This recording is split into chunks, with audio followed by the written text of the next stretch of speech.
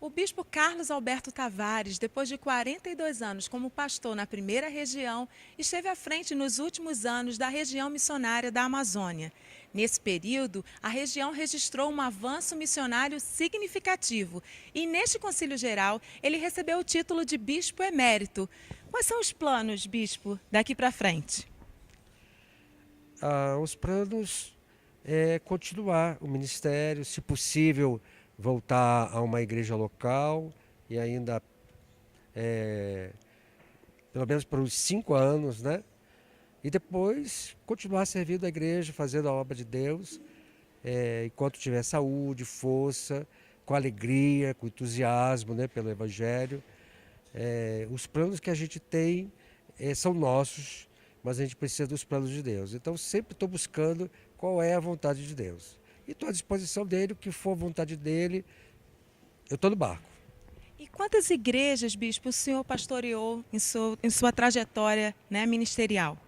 Em todo o estado do Rio, em 42 anos, eu pastoreei aproximadamente 20 igrejas, fora as congregações, e também fui capelão do Instituto Ana Gonzaga, orfanato de crianças, e também fui capelão do Instituto Carlota Pereira Louro, que é uma casa de abrigo para idosos. O senhor já conseguiria fazer um balanço, né, do seu ministério? Quais os principais desafios que o senhor enfrentou, principalmente na região, né, missionária da Amazônia? Na região da Amazônia, são alguns desafios, né? Um dos desafios é a extensão geográfica, porque a Amazônia ocupa 42% do território nacional. Então, as grandes distâncias. As viroses, né? Nos 2, 3 primeiros anos eu sofri muito com as viroses que existem lá. Um outro é o calor. O calor é muito grande. Durante todo o ano você tem uma temperatura média de 35 a 40 graus. Isso é média, porque ela pode chegar até 48 graus. Esse foi um outro grande desafio. E um desafio realmente ministerial, missionário, foi reestruturar a região missionária da Amazônia e dando a ela uma forma de região missionária. E estão implantando um modelo de missão mais atual, porque o modelo era o modelo mais antigo. O senhor acredita que a realidade da região missionária da Amazônia se diferencia das demais regiões? Completamente. A, a região da Amazônia, ela é um conjunto, né, de estados, são 7 estados. A REMA é composta de 6, que é Rondônia, Acre, o estado do Amazonas, Roraima, Pará e Amapá. E cada estado tem a sua característica própria e bem diferente uma da outra. E quais as principais ênfases e ações missionárias na REMA? A expansão da igreja, através de uma estratégia de plantação de novas igrejas. A gente sempre começa uma igreja numa casa, depois que aquela célula daquela casa cresce, a gente vai para um espaço um pouco maior e aí a gente vai no processo de crescimento. Vai depois para outro maior, até que a própria comunidade possa comprar, construir o seu templo. Esse é o caminho que a gente toma. A Igreja Metodista vem alargando suas tendas na região da Amazônia. Qual a população da Amazônia hoje, bispo? O censo de 2010, que eu tenho o último, são 14 milhões e meio de habitantes. A metade dessa população está no estado do Pará. Então, o estado do Pará é o estado mais populoso. O estado do Amazonas é o estado brasileiro com a maior densidade geográfica, e a cidade de Manaus é a cidade mais populosa da Amazônia, com quase 3 milhões de habitantes. Manaus é uma cidade cravada no coração da floresta amazônica.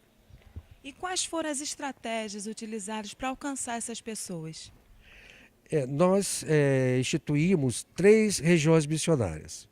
Uma com o estado de Rondônia e Acre, outra com o estado do Amazonas e Roraima, e outra com o estado do Pará e Amapá. Então nós temos um missionário, um superintendente missionário em cada campo. Então esses 3 superintendentes missionários são ligados diretamente a mim e então, através deles, eles supervisionam mais de perto os pastores, as pastoras, que são missionários, né? E também as igrejas. E nós criamos também uma coisa que chamamos de NEM, Núcleo de Expansão Missionária, que são áreas menores aonde os missionários possam visualizar o seu campo geográfico de ação. Nesse tempo que o senhor está à frente da Rema, foi registrado um avanço missionário significativo. Em que áreas isso foi mais evidente? Na plantação de igrejas em toda a área da Amazônia, mas isso ficou mais evidente com a diversificação de ministérios. Ministérios com indígenas, ministérios com população empobrecida, ribeirinhas, e com também imigrantes haitianos. E a plantação de igrejas em zonas rurais. E o barco, bispo? Como tem sido a atuação do barco missionário naquela localidade? O barco. O barco é a nossa paixão, porque nós trabalhamos através do barco com as comunidades ribeirinhas e as comunidades indígenas no estado do Amazonas. E o barco é um projeto tocado por voluntários e voluntárias e que atende essas populações empobrecidas. Em muitos lugares que ele chega, a única assistência médica, dentária, que eles recebem é através do barco. E através desse programa social de muito impacto, nós também realizamos o programa evangelístico, o trabalho evangelístico. Então, em todos os lugares onde o barco está atendendo, nós estamos plantando igrejas metodistas ribeirinhas. O 20º Conselho Geral tinha a expectativa da multiplicação da região missionária da Amazônia. Por que retiramos a proposta? É verdade, o nosso Conselho Regional, realizado em novembro do ano passado, aprovou o envio dessa proposta, estava tudo certo, mas com a grande crise financeira, econômica do nosso país, nós verificamos que seria um risco muito grande fazer isso agora, porque a arrecadação das nossas igrejas caíram bastante,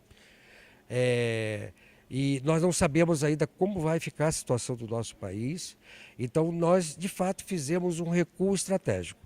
Nós recuamos para esperar essa crise passar e assim que nós tivermos a condição de autossustento, nós voltaremos com a proposta. Não desistimos do nosso sonho. Bispo, o senhor é defensor da proposta que altera a aposentadoria compulsória. Fala um pouco sobre isso para a gente. Eu me tornei defensor depois de visitar um pastor amigo meu que foi aposentado agora no ano passado. E ele ficou tão deprimido, teve um infarto, e a dor dele, eu senti a dor dele. Então eu vim para este concílio levantar essa bandeira de que nós precisamos humanizar a aposentadoria dos nossos obreiros, de nossas obreiras, depois deles darem toda a sua vida pelo ministério.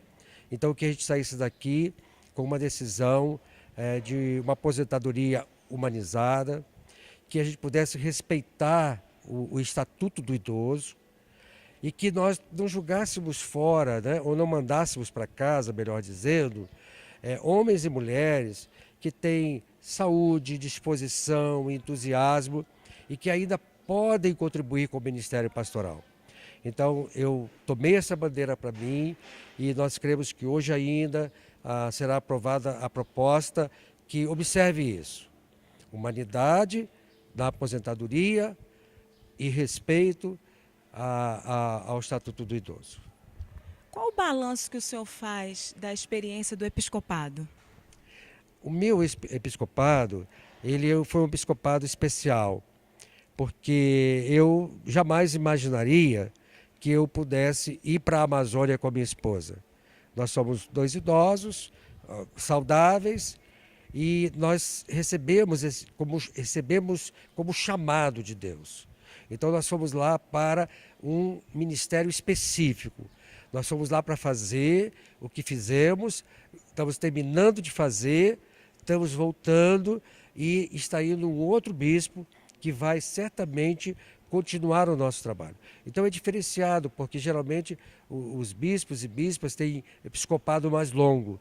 E eu não fui com essa expectativa de ter um episcopado mais longo. Bispo, agora a gente vai fazer um ping-pong. Eu falo uma palavra e o senhor responde em uma ou duas palavras o que ela significa para o senhor, ok? Isso é difícil, né? Família. É tudo para mim. Alegria. Meus netos, meus filhos, minha família, a igreja, meu ministério. Quer que eu pare?